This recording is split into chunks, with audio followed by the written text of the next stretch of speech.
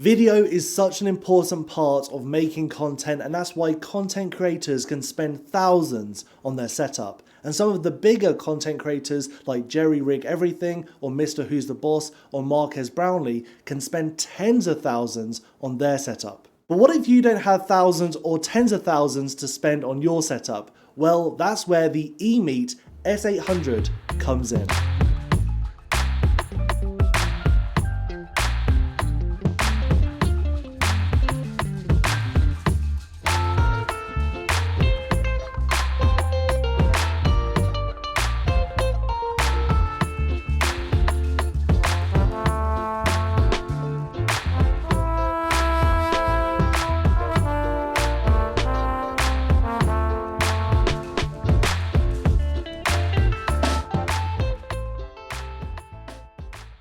This is the box to the Emeet S800. Inside you'll get a user manual. You'll also get a USB Type A to Type C cable.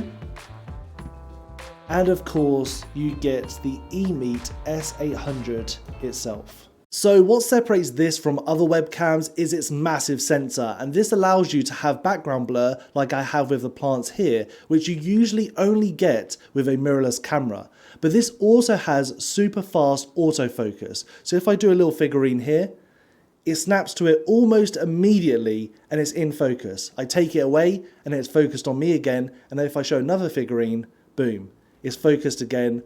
Super quick and super easy. Now, everything you've seen to this point has just been default settings, and what I personally think is the sharpness is a little bit too much and the color balance isn't just quite right. So what I'm going to do is I'm going to tinker a little bit to what I feel is one of the best settings for me and this lighting and this webcam.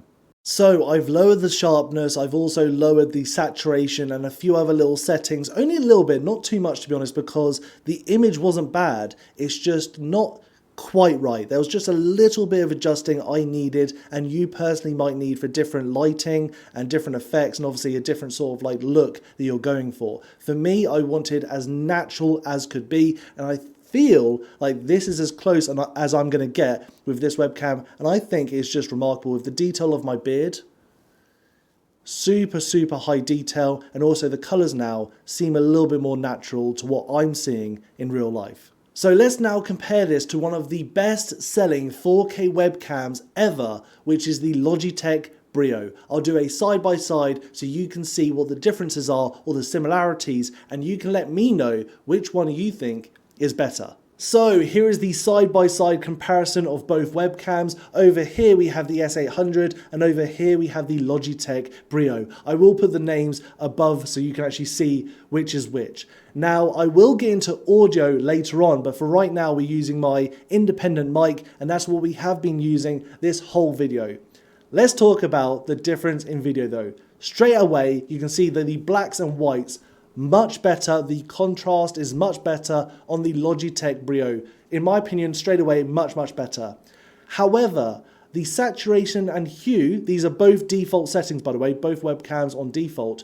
The hue and the saturation is a little bit worse straight out of the box on the Logitech, because I'm looking a little bit more yellow to me on the Logitech than the S800, where I'm looking a little bit more natural. Now, not perfect as you saw previously, I had to adjust it slightly to make it what I thought was a little bit better to what I'm actually seeing, but straight out of the box default, not bad whatsoever. Now, on the other hand of other features, autofocus can be a massive one to some content creators, and this is where the S800 miles better. The Logitech is very slow. So overall, straight off the box, you can see that they're both very good. In some ways, I want to say the Logitech is maybe a little bit sharper without being over sharp. I'm not really sure, it's very hard to tell, but what do you guys think? Let me know in the comments right now, which image do you think is better? And do bear in mind you can adjust this, so I can get rid of the saturation and the yellow hue of the Logitech, whereas obviously what you're seeing on the S800 is quite close to the best it can sort of do in lots of ways. But let me know in the comments down below which you think just looks better. Let's go to audio. And now we're recording audio only from the S800. So everything you're hearing right now is just from the Emeet S800 webcam. And I haven't heard this before. This is the first time actually testing the audio because I've purely only worried about the video because that's what I personally use it for, because the onboard mics of a webcam aren't ever really that good. So I'll always try to use an external microphone for my recordings, especially if you want the best audio you can get. But let's hear what this sounds like and see if it's any good.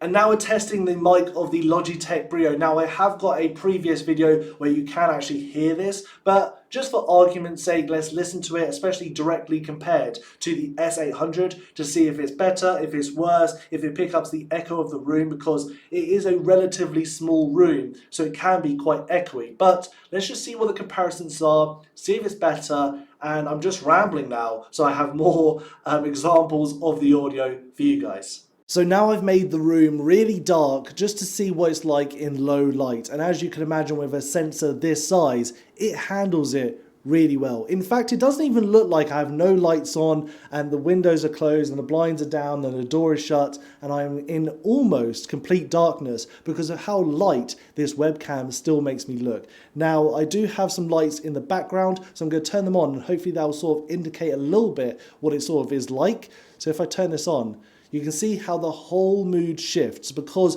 this light is able to reflect around the whole room because it's so dark. This obviously doesn't make the exposure to me or the image that great because obviously there's a lot of purple being bounced around the whole room and the camera is trying to work that out. But you can see how dark it is just by the backlight, affecting the whole lighting scenario so much. Now if I turn it off, you can see that it slowly comes back, it's trying to work out where I am, and it brightens me up. And even with my beard color, it still comes back, and with the background colors, it still does a really good job of working out what colors are what and how to display it. Now if I do put my ring light on, boom!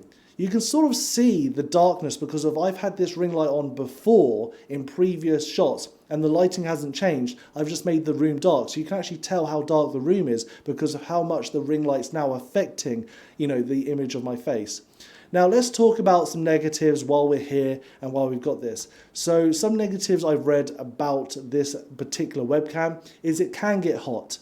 I can confirm it does get hot, especially when you use it for a long time.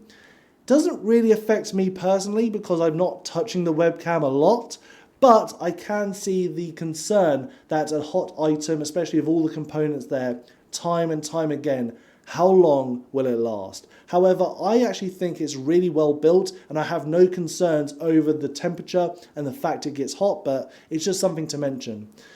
Other things to mention is the image quality, even though super sharp, out the box it does need tinkering to make it feel a little bit more natural. And also, I feel like the frames per second can struggle a little bit, especially at that 4K resolution. It does seem a little bit juddery, and you do need to get the lighting of your scene almost perfect to make it seem spotless. If you don't have good lighting, the camera won't necessarily struggle in terms of what you see, but it struggles in terms of how it processes the movement. Now, what I will say is I won't necessarily film all my content at 4K. I don't see the point. I could reduce it down to 2K, so it's half the file size, half the resolution, but still very, very clear, very, very sharp, and that way it's not a massive, demand on processing that it shouldn't actually stagger or jump around or jitter when recording. Even though, as you can see right now, it handles it really well, but once again I've got a super bright light shining at me, and if I have the lighting not necessarily super dark or super bright, but if I have it not quite right, if it's hard to describe where this struggles with lighting, but if it is overexposed or has little bits of light, especially in the background, that's when it struggles. If you have good lighting front on you, on the subject is trying to record and focus on, no problem whatsoever. And for most scenarios, that's how people record. They try to have good lighting on the main subject, so it shouldn't be a problem. I'm just mentioning that it isn't perfect, but what webcam is. The massive pro for this is, like I mentioned, you get that depth of field that makes it feel very more premium, like a mirrorless camera, but for the price. This is under $100. This is 80, 90 pounds. I've put it somewhere in the video. I'll make sure to link to the website if you do want to check it out. And it's not an affiliate link or anything like that, just doing it because if you guys are interested, there it is. But yeah, for under $100, under £100, this is incredible. The image you're getting and the way you can tinker it to make it look like a mirrorless camera is just phenomenal, especially if you're a content creator that doesn't want to spend thousands, but you want to have very good quality video, especially to get to the point where you are big enough to upgrade your setup. This is a great benchmark, middle bench, just to get you through to when you are making that bigger, better content. And even then, it still holds up. But that's my review, guys. I'd love to know what you think of the S800 down below. Do subscribe because I've got some crazy videos coming, not webcams, something just insane coming in the future. So make sure to subscribe to that. And I'll see you guys next time.